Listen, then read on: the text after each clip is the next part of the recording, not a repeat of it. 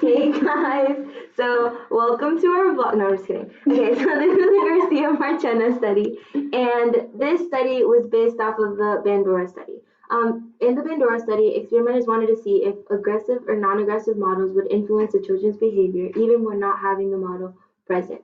It was also based off the social learning theory, which is developed by Bandura himself, and it said that learning happens through different interactions with people and modeling and observation. Okay, so the purpose and the design of the study. So the purpose was to investigate if fully grown and developed individuals would imitate modeled aggression and show how gender affects the responses. It was a field study and took place at a restaurant where the P's were going through training. It was an independent groups design, and it was a snapshot study. So for the hypotheses, if the P's experience aggression, then they will have higher signs and behaviors of aggression as compared to how they were before. Also, women were gonna react the least as compared to men. So the variables, the independent variable was whether or not the P's were influenced by modeled aggression, and the DV was the aggression levels from the participants. So for the sample, it was 52 waiters and waitresses from the Garcia Marchena Pizza Parlor in New York, and it was based off of people who were applying to work there. It was 26 males and 26 females. It was an opportunity sample. The researchers randomly selected 52 participants that were about to be trained to go into the workspace, and the age ranges were from 18 to 30. So the procedures. So how it was set up was the P's were told that they needed to attend a series of trainings before actually working at the restaurant. The assistant manager would be the stooge who modeled the aggression in the experimental condition, but not the control condition. So the day of the experiment, the P's would arrive at the pizza parlor and sign in for training. After they signed in, they would be split into two groups, and they would be told that the groups will be training for different things at different times, and then they would rotate stations. However, in reality, these groups will represent the control group and the experimental group.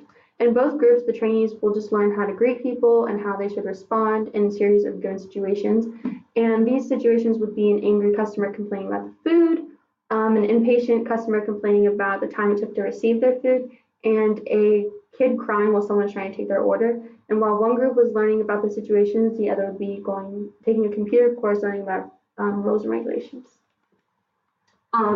So for the control group, the participants would be put through the 4 situations as mentioned before, but it would be led by a manager, and the experimenter would be observing through a one-way mirror, and the footage from the security cameras would also be pulled.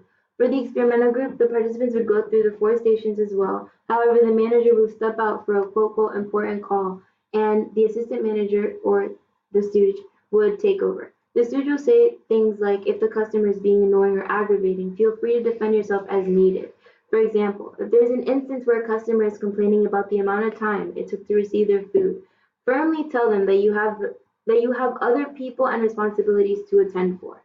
The stooge will also make sure that the participants believe that there will be no punishment for such behavior. Same observation methods were used as the control group. So some strengths and weaknesses of the study. One strength was that it was a field study, and this increased the ecological validity and provides for more natural behaviors leading to less demand characteristics. Another strength was the data collection. It used video recordings, which helped with catching anything that the observer may have missed. Another thing with the data collection, however, would be that it was also a weakness because only one observer there was only one observer, which might lead to the opinions affecting the data. The researcher or observer may misinterpret the behaviors. And then another weakness was that it was the opportunity sample, which may not be representative of the target population.